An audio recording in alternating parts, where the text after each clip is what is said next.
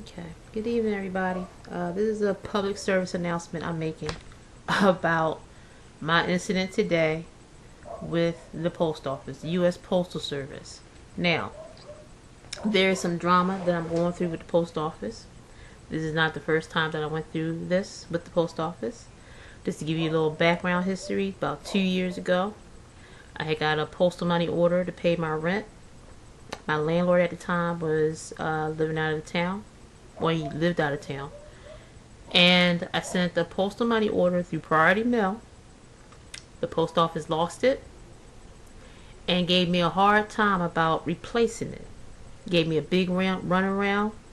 I went to the office that originally where I purchased the money order. They told me they couldn't do anything. They couldn't find it. Even though I sent it priority mail and it had a tracking number, all they kept telling me was that there was nothing they could do. They gave me telephone numbers to call, which led to empty voicemail boxes in which I never got phone calls back. I left messages, never got phone calls back. Gave me a big runaround.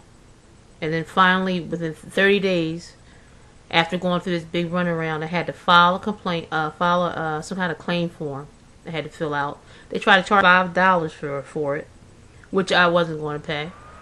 But luckily there was somebody at the post office who was nice enough to pay it for me. An employee actually had to pay for a claim form for something that I didn't do that they did. The post office did, and an employee was willing to front up their own money to do this. So I'm really have some issues now with the post office, and now I'm hoping they go ahead and just break it down, do whatever they need to do to get rid of it, because it's ridiculous the stuff they're doing now. Now I got a money order last week for my rent. I don't like writing personal checks because landlords and people have a tendency to nest on personal checks. And quite frankly, I'll forget that I wrote a check. And next thing you know, if they decide to deposit it months later or weeks later, it may bounce. I'll be quite frank, it may just bounce because I forgot I wrote the check. Anyway, I usually get money orders or cashier's checks. So, we got a money order from the post office. My landlord goes to deposit it and called me and told me that the money order came up invalid. So, I had to run back out, get a cashier's check from a bank to pay the landlord. Meanwhile, I said, okay, this is an issue I'll take back up with the post office. Okay, so now, here comes the drama. I went to the post office today and said, hey, you gave me a money order that came up invalid when the bank tried to cash it. Oh, that's not supposed to happen. Well, yeah, I know it's not supposed to happen. What you gonna do about it? Oh, there's nothing we can do. Oh no, you gonna do something. You gonna find my $800. Where's the money? Oh, I can't help you. You're gonna have to call. No, I'm not calling anybody. I done went through this before. I'm not calling anybody. You're a supervisor. You make the phone call and find out what happened to my money. This woman that I'm dealing with at the post office refused to help me. As I'm trying to explain to her the situation, how I feel about the situation, she's walking away. Now she's getting nervous, she's shaking, acting like she's about to shit on herself. I mean, cause I damn near flipped out when she told me that she wasn't going to help me and that there was no one she could call. I mean, just not taking accountability for what happened to my money and telling me that she's trying to tell me that I'm shit out of luck. And then, no, I'm not either. And also, too, she threatened to call the police on me because I was upset because they lost my money. I told her, go ahead and call the police on me. I want my money. Where's my money? So finally, now she's the supervisor of this post office, so finally she got another clerk to come in and take claim for him. Now I'm thinking, why didn't she just do this in the first place? Why didn't she just take the claim? And he explained to me it would take 2 weeks. All right, fine. I'm willing to work with you. I know things happen. I know paperwork gets mixed up. Transmissions get mixed up. But don't sit there and tell me you're not going to do anything and you got my $800. My $800 is missing. No, it doesn't go like that. So he filled out a claim.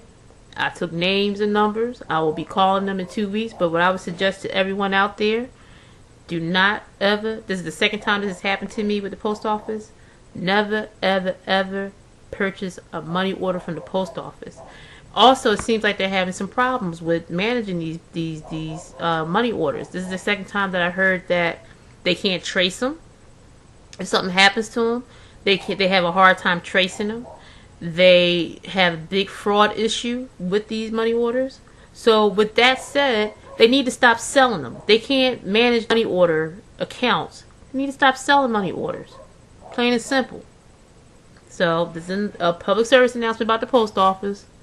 Don't mess with them with getting money orders. Go to a bank, pay a little additional money to get a cashier's check or money order from a actual bank, not the post office. You probably even do better than going to one of these little rinky-dink money cash checking places and get a money order and won't have no problems like you would with this. This is the second time I had a problem with a federal U.S. postal money order, which I'm not understanding what the problem is. So that's my little message for today. Had to not really let off any too much steam. I flipped out at the post office, but I'm cool now. I got me a little wine cooler here. You can see I got me a little wine cooler to help me unwind a little bit. So, but I'm cool now. So, just again, no postal money orders. If you can avoid it at this point with the post office and the stuff they're about, I wouldn't even do anything to the post office. If you can send somebody an email and they can download and print out a document, do that. If you can send something FedEx, you really spend a little extra money, send it FedEx. At least with FedEx, you can track it. And you can track its movement. I used to work at FedEx a long time ago. The way their system is, you can track it from the time it hits their desk, and from the movement of that package, they'll show you each and every scan they scan it. And I've seen that in action myself. Same thing with UPS. You may have to pay a little extra for it, but they give you more of a premium service for it. So I would suggest, and I'm sorry to say I was a big supporter of the post office. I know they're trying to dismantle it. Let them go ahead and dismantle it, because nobody wants to take accountability for what happens when something goes wrong, and then they want to give you a whole big run around. And the workers there know it's all messed up, but yet they don't.